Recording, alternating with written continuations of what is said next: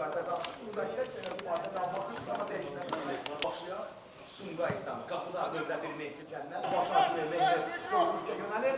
İşarə gəldi. Maç başlandı. Uğurlar Sumqayıt'a və yəni görək Sumqayıt bu düş vasitəsində nereye mal olabilir?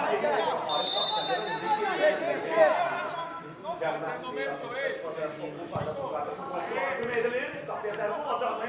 İbrahim Əliyev qapıya zərbə edilir.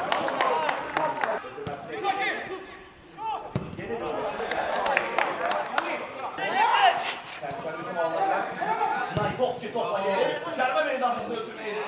Elviv aldı o ötürməkdir cərimə meydançasına. Yusuf Təbiyev topu yaptı qədər birbaşa qapıya göndərir. Müqavilə bağlanmasın amma bugün biz onları qapıya zərbə edilir. Zərbəni düz zərbə cərimə meydançasına ötürmək.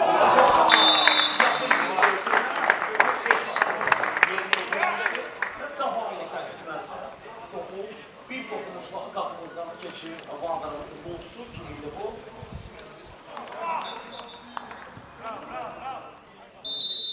Harun Müşanəsi gəlir. Fatihali. Qapıya zərbə indirildi. Bayağı mı?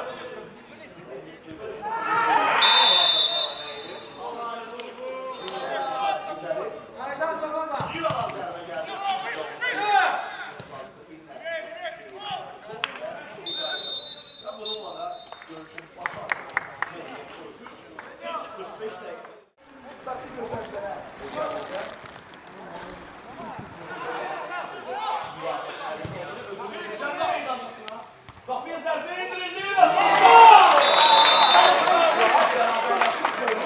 Arif başdan belə sorumsuzlar.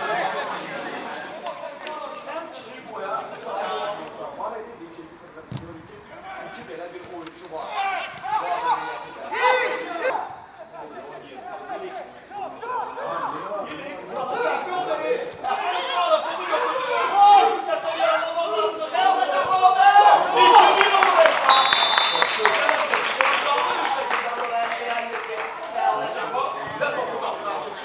Rəqibin bu çobuk tərəfindən maksimum istifadə etdiyi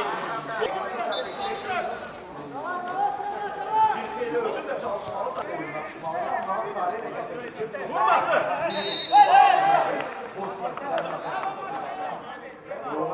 Bu arada bir qədər sonra gəlir üçün izləyək sonra Atılma, atılma. bu arada Sumqayıt'ın onlarla danışarkən Vardar boş.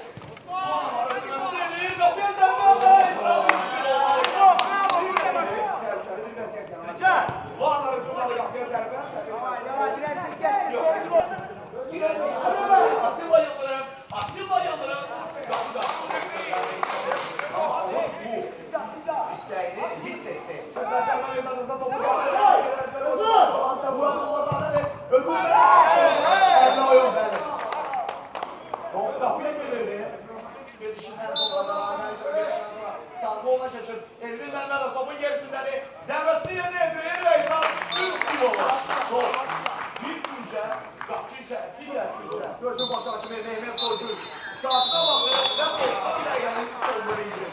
Beləliklə maç Sumqayıtın 3-1 hesabı İnanlı qələbəsi ilə nəticələnir. Sumqayıtın quruluşlarını və Aman baş məqsidi bu qələbə münasibətini ürəkdən təbrik edirik.